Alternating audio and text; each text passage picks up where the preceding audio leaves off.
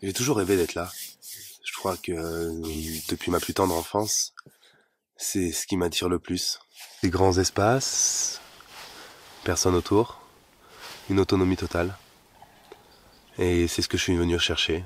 J'avais déjà réalisé plusieurs voyages, mais pas aussi engagé que celui-là.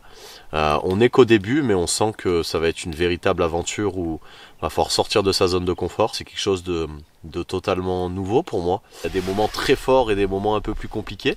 Voilà, les moustiques, le froid la nuit, la vie en campement.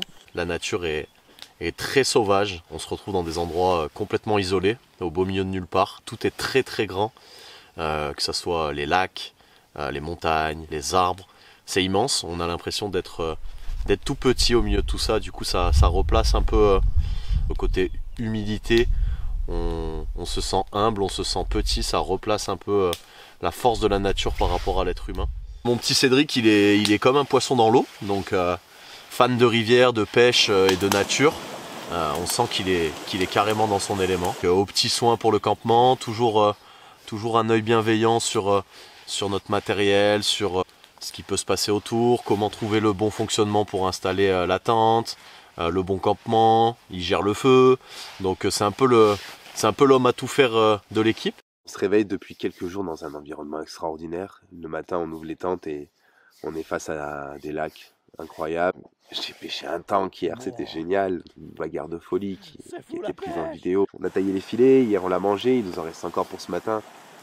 Et puis je le fais aujourd'hui avec Martin qui je pense n'avait pas forcément mesuré l'ampleur du voyage, mais qui est quelqu'un de très courageux et qui se débrouille comme un chef, et avec beaucoup de bonne volonté.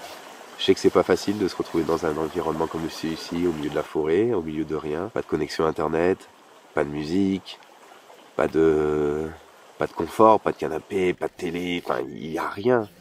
Mais en même temps il y a tout.